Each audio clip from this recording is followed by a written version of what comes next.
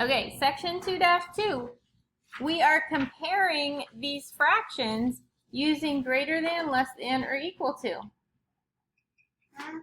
And this is our last day of the exam review packet, so we're going to finish it up today. When I look at these two fractions, 3/5 and 7/9, I really don't know which one is bigger because it's kind of hard when it's fractions. So what is a way that we can find out which one is bigger? What can I do to them?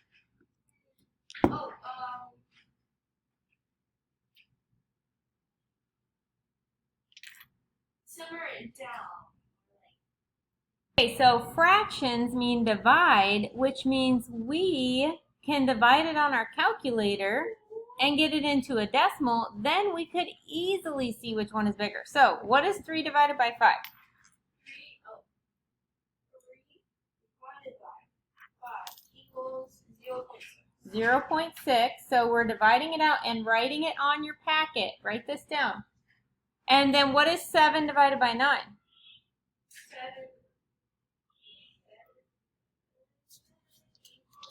Wait, I got this. 0.7 repeated. Yes, repeating 7. So we're going to put that line over the 7. Now, which one is bigger?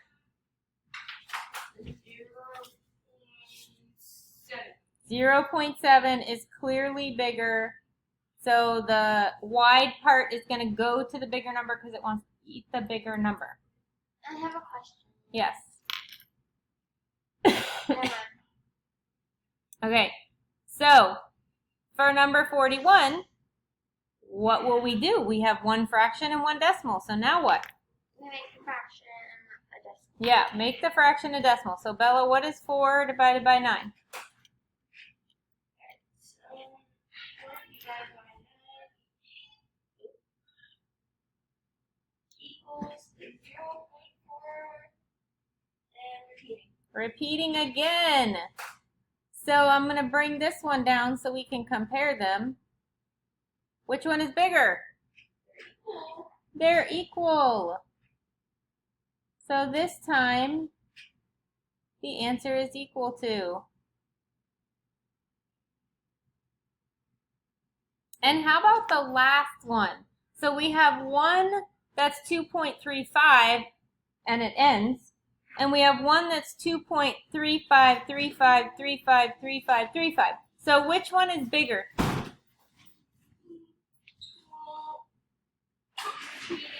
The repeating decimal is always going to be the bigger one because it just has more stuff happening after it. It doesn't just end like our other one. So always the one with the line over it is going to be the bigger number. Okay? So for the next section, what does it say to do, Cameron? I'm doing it. 2-3. What does it say to do? To Write the multiplicative inverse. And what does that mean? multiply. Okay, multiplicative does mean multiply, but what does inverse mean? The opposite. Opposite. And so when we're talking about fractions, what do we do? Multiply or divide. Nope. Try again. Make them decimals. Nope. Inverse. Do you remember what inverse means, Bella? Multiplicative inverse. Do you remember, Tiffany? Multiplicative inverse? Well, I'm going to tell you. It means flip. That's all it means. Flip the fraction. When I say I need the inverse, I want you to flip it over. So what is 6 over 18 if we flip it over?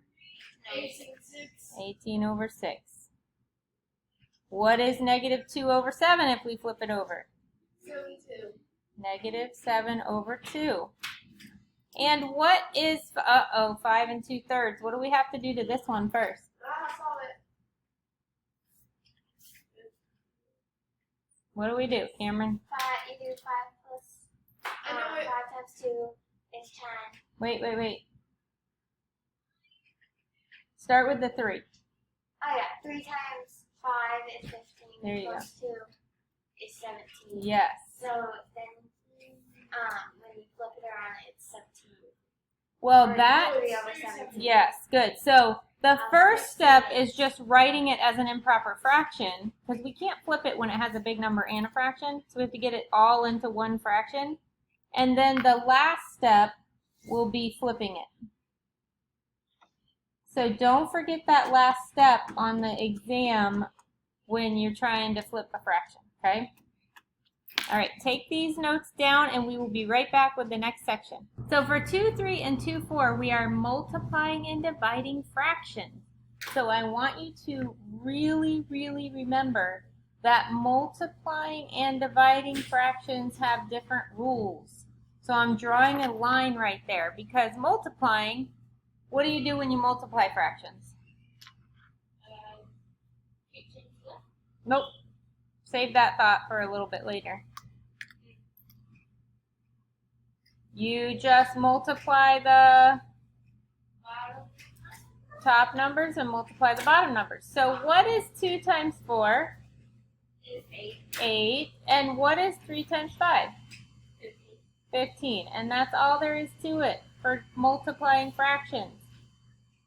So let's do the same thing for number 47. Multiply the top numbers, multiply the bottom numbers. What is negative 3 times 5? Negative 3 times 5 would be 2. We're multiplying. Negative 15. Negative 15. Good. And what is 7 times 2? Negative 14. Well, they're both positive, so it's going to be a positive 14. Okay, the negative's only on the top at the 3. So, one negative, remember you have a negative answer. So it's negative 15 over 14, and that's all we have to do. And remember, you can always use your calculator. So use that to help you. Excuse me. Now on the test, you are going to have to show some work. So for problems like 46 and 47, where you just multiply, you don't really have to show me work for that. But for 48 and 49, you do. Because what do we have to do when we divide fractions? You said it a minute ago. Keep, change, flip. That is correct. So, let's keep, change, flip right now. She said there were 2 pictures. There's a lot. I don't know what came out of there, but. Okay, so what am I keeping in number 48? 48. Keep what? Keep the negative 1 2. Keep the negative 1/2 the same. Then change the what? The divide to times. Good. Change the division sign to a times sign. And flip the what? The 7 6. Yes. So flip the second fraction. You only flip the second fraction. The first one always stays the same. And now I can do what? What's the sign in the middle say? Oh, times. Times. So now I could just multiply the top numbers and multiply the bottom numbers. What is negative 1 times 6? 6. No.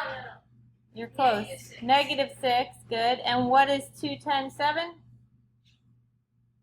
2 times 7 will be negative 14. Positive 14. Because the 2 and the 7 are both positive, okay? Good. So remember your rules. If there's one negative, the answer is negative. 2 negatives, the answer is positive. Okay, so number 49 requires a little bit more work. Cameron, what do we have to do to those fractions first? You can look at the fractions, though, and tell me what to do. Make it a normal fraction. Yes, so tell me how to do that.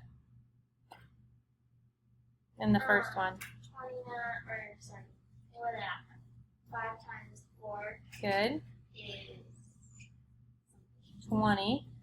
And then plus 2 is 22. And keep the bottom number, what?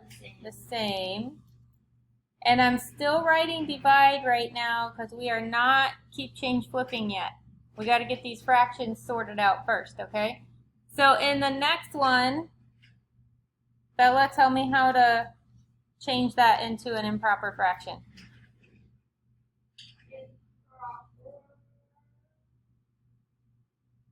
Oh, we're doing KFC, right? Not yet. First, we got to get 3 and 2/6. Oh, 3 to 6. Okay. 3 times 6. Yes. Is 1. It's 18. Well, 18. And then, 18, 19, 20. yes. And keep the bottom number. No, sorry. Yes. Now I can do my KCF. So what am I keeping? The 20, 22, 5. Keep the first fraction. Change the what? The 5. The 4. Change the what? Sign. Sign to multiplication, and then flip the what? The 26. The second fraction. So it says 6 over 20. Now I could just multiply and solve. Ooh, this is going to be a big number. What's 22 times 6, Bella? It is 22 times 6 equals 132. 132. And then if I multiply the bottom numbers, what's 5 times 20?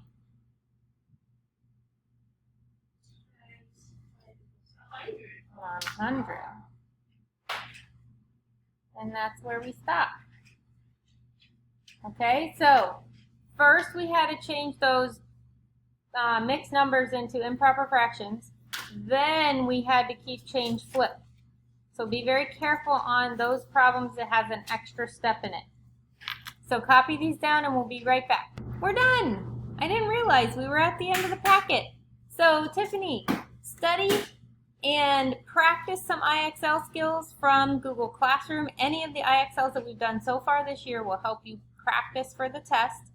And email me if you have any questions, because I am here to help you. So I want to make sure you know how to do each section.